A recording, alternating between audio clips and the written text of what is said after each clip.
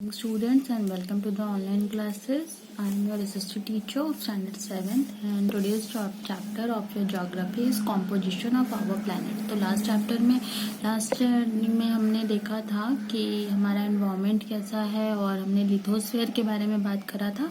तो ये हमारा आज का जो चैप्टर है वो है कॉम्पोजिशन ऑफ अर्थ, मतलब हमारा जो प्लैनेट है वो किन किन चीजों से बना हुआ है। तो हम स्ट्रक्चर पहले देखेंगे अर्थ का। देखिए, हमारा जो अर्थ है वो बेसिकली 3 लेयर से बना है, जिसमें पहला है क्रस्ट, दूसरा है मैंटल और तीसरा है कोर। तो जो पहला हमारा क्रस्ट है वो हमारा लिथोस्फीयर का पार्ट है, और ये हमारा आउटर मोस्ट लेयर यानी जिसपे हम रहते हैं, जिसपे हम प्लांट्स को ग्रो कराते हैं, वो है। और इसका जो थिकनेस है जो वो है आपका 8 किलोमीटर से 50 किलोमीटर तक। अब इसमें भी आपका 2 लेयर्स होता है, एक है आपका कॉन्टिनेंटल लेयर और दूसरा है ओशियनिक लेयर। तो कॉन्टिनेंटल लेयर हमारा ऊपर का होता है और नीचे जो लेयर होता है वो होता है आपका ओशियनिक लेयर।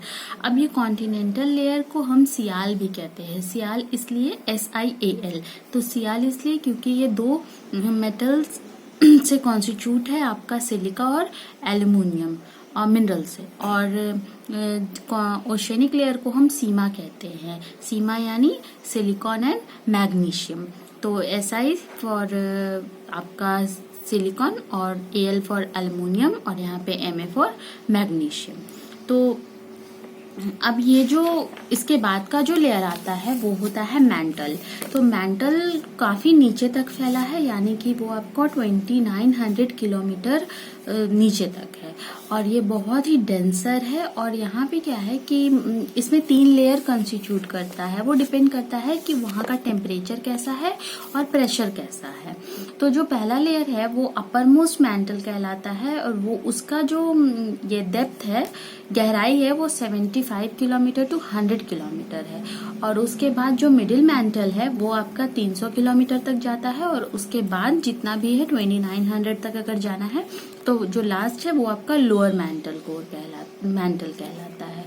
तो ये हुआ आपका दूसरा लेवल। और जो तीसरा और थर्ड पार्ट है वो होता है आपका कोर। तो कोर जो है वो इनर मोस्ट, सबसे अंदर का लेयर है, और वहां तक तो इंसान पहुंच ही नहीं सकता, क्योंकि वहां पे इतनी गर्मी है कि लोग वहां पे सब मतलब पहुंचने का सोच भी नहीं सकते हैं। और वो 3500 किलोमीटर डेप्थ है उसका, और वो हेवी मेटल से बना हुआ है। और बेसिकली जो इम्पोर्टेंट मेटल्स है आपका वो है निकल एंड आयरन। तो निकल का इसलिए हम उसको निकल और आयरन, यानी निकल का Ni और आयरन को हम फेरम कहते हैं, फेरम का Fe, इसलिए हम इसको नाइफ भी कहते हैं। दोनों जब निकल का Ni और आयरन का Fe मिल जाता है। अब एक बाउंड्री है जो मैंटल और कोर को इस तरह से सेपरेट करता है, उस बाउंड्री को हम गुटेनबर्ग कहते हैं, गुटेनबर्ग डिसकंटिन्यूटी। तो ये यहाँ का जो टेम्परेचर है, मैं आपको बता दूं कि 3000 सेल्सियस से 6000 सेल्सियस। सोचो आप, 100 डिग्री सेल्सियस पे चीजें खौलने लगती है, बॉईल होने लगती है। तो 100 यहाँ पे 3000 है, 3000 टू 6000, यानी कि यहाँ पे इतना आग है, और वो आग जो होता है वो लिक्विड के फॉर्म में होता है, ऐसे तैरता है। तो अब देखिए, ये एक्सट्रीमली हाई प्रेशर पॉइंट है अर्थ का, और इन पे जो यहाँ पे मेटल्स होते हैं ये बेसिकली आपके लिक्विड में होते हैं, क्योंकि यहाँ पे भी जो कोर है उसका भी 2 पार्ट है, आपका इनर कोर और आउटर कोर। तो आउटर कोर को हम लिक्विड कोर भी कहते हैं, और जितने भी रॉक्स वगैरह होते हैं और मिनरल्स होते हैं वो उसके ऊपर में हमको मिलते हैं। तो हमारा जो नेक्स्ट टॉपिक है वो है रॉक्स एंड मिनरल्स। अब आप रॉक्स हमेशा अपने इर्द गिर्द देखते होंगे, पत्थर वगैरह।